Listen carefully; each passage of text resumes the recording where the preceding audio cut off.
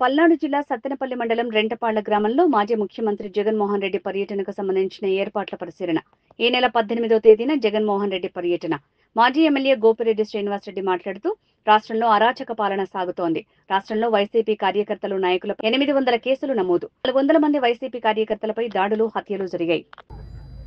వినుకొండలో రషీద్ కిరాతకంగా హత్య గావించబడి సంవత్సరం పూర్తిగా వస్తున్న నేపథ్యంలో రెండో ఇన్సిడెంట్గా ఆ రోజు జగన్మోహన్ రెడ్డి గారు పల్నాడు జిల్లాకి రావడం జరిగింది మొట్టమొదటిసారి.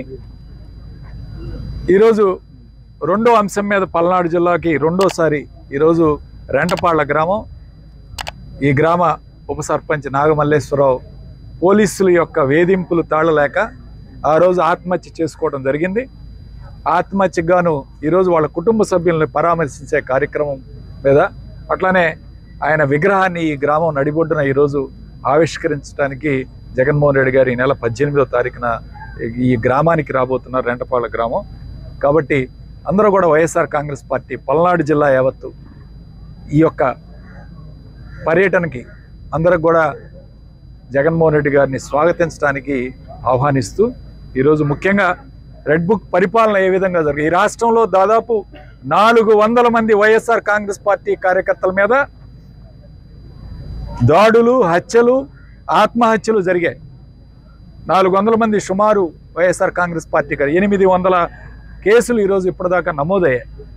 దాదాపు సోషల్ మీడియాలో 32 మంది మీద 20 కేసుల నుంచి 5 కేసుల వరకు కూడా సోషల్ మీడియా కార్యకర్తల మీద పెట్టారు.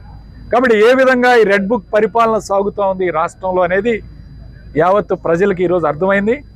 వీళ్ళు కేవలం అరాచకత్వం, కేసులు పెట్టే కార్యక్రమం మీదనే బతుకుతున్నారు.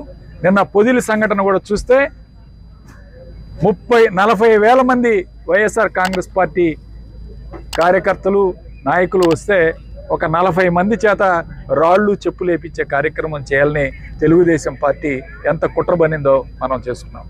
ఇప్పటికి కూడా నిన్న కూడా నోటీసులు ఇచ్చారు వైఎస్ఆర్ కాంగ్రెస్ పార్టీ జిల్లా అధ్యక్షులకి, నాయకులందరికీ. వాళ్ళ మీద కూడా కేసులు పెట్టారు. ఈ విధంగా ఎక్కడికి జగన్మోహన్ రెడ్డి గారు వెళ్ళినా అడ్డుకోవాలనే ప్రయత్నం చేస్తున్నారు.